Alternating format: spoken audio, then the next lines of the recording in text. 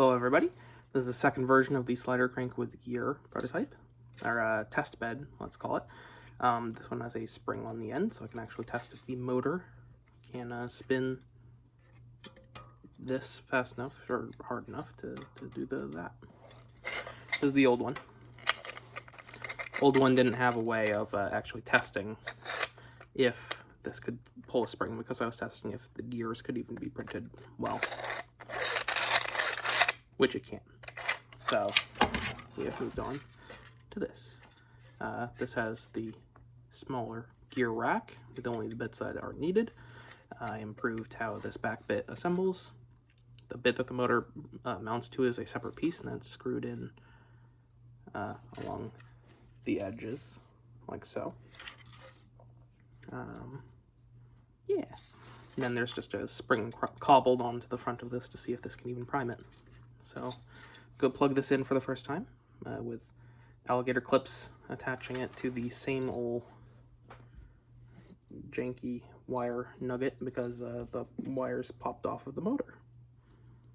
So put that there. Make sure that the two leads aren't touching.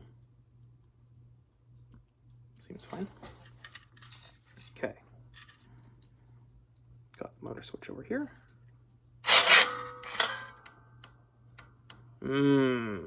That's a no. It cannot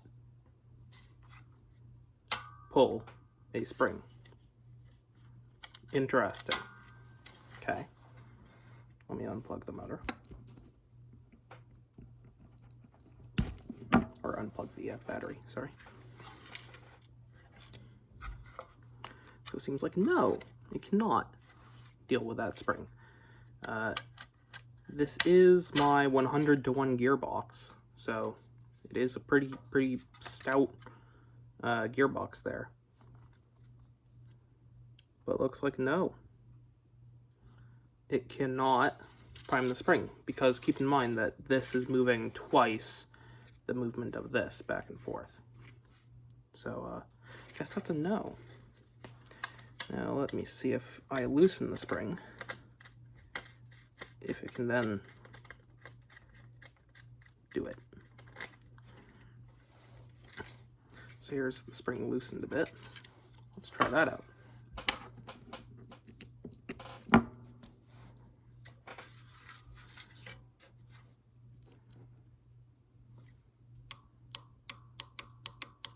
No.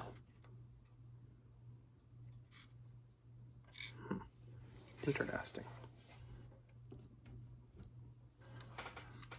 Okay, well, let's loosen it some more. How loose can we go until it's not an issue? If we just loosen it all of the way, is it just being, like, caught on something? Let's find out.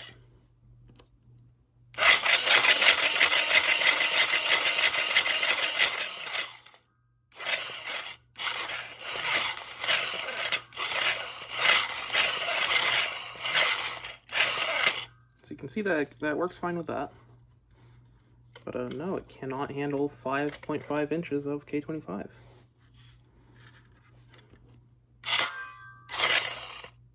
So that's approximately maximum push out. Okay, so if I tighten this back down, if I make it a good bit loose, no pre-compression whatsoever, just kind of on there. Does that turn? Nope. Okay. So now we know. Oof. I'm glad that I did this test before I made a full blaster out of this. So that's a no. Interesting. I could, of course, make this a 200-to-1 gearbox. That seems kind of iffy. Well, that sucks. I was hoping that this would work. Okay. So it looks like in order to have a 80 millimeter, so the goal with this whole thing was to have it be an 80 millimeter prime without needing an like 90 millimeter wide wheel, because that's really wide. The current Battle Mage prototypes have 65 millimeters of prime, and that wheel on the back is really big. So I was hoping that I could make the wheel half as big and double the movement length with the gears. But it looks like the motor can't handle that. So in order to have an 80 millimeter long prime, I will need to have a really freaking wide wheel. For instance, this current wheel moves. So the total distance moved on this prototype right here is 82 millimeters, which is 80 millimeters with a little bit of wiggle room.